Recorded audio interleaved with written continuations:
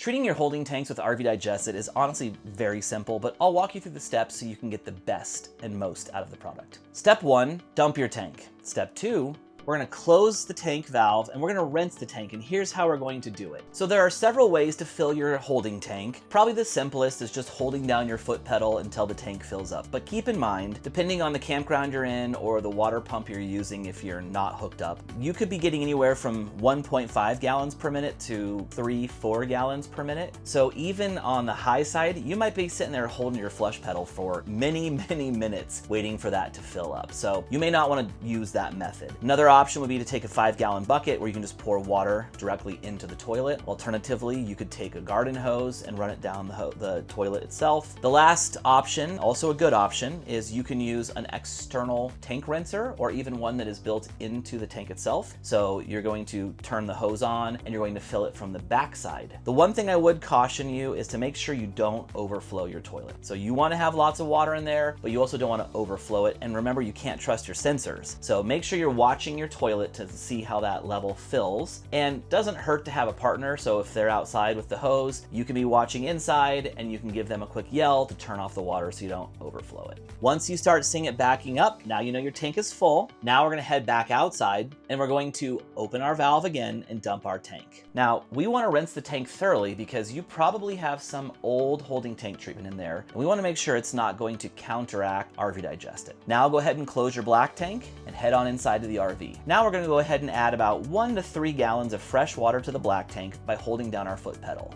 Now go ahead and fill your toilet halfway with water by depressing your foot pedal halfway. Now go ahead and shake the bottle well. We want to get the bacteria that might be settled at the bottom up into solution. Now go ahead and pour 2 ounces into the water in the toilet. Now keep in mind, if this is the first time you're using RV Digested, you'll want to use 4 ounces because again, we might be battling some of the previous treatments that are in the black tank. Now go ahead and flush that down into your black tank by holding down your foot pedal. It's always a good idea to keep some water whenever you're not driving in the bowl. So we're going to go ahead and hold our foot pedal down halfway again and fill our toilet bowl up. This is creating a vapor barrier. So if there are any kinds of smells that might be lingering in that tank still, that vapor barrier is going to keep those smells from coming up into your RV. Now, the next big thing to know is you want to use plenty of water. So every time you flush your toilet, we recommend holding down your foot pedal for a count to 10. 1 Mississippi, 2 Mississippi. And I know you might be saying to yourself, I'm going to fill my tank up in a day, and then what am I going to do? The reality is, as I mentioned earlier, you have a very small supply of water that's going to your toilet. 1.5 gallons per minute to say 3-4. If you hold your foot pedal down for a few seconds, 10 seconds, trust me, you're not going to overflow your tank. Family of 4 doing this will typically go around 4 to 5 days before they have to dump their tanks if they're holding their foot pedal down for 10 seconds.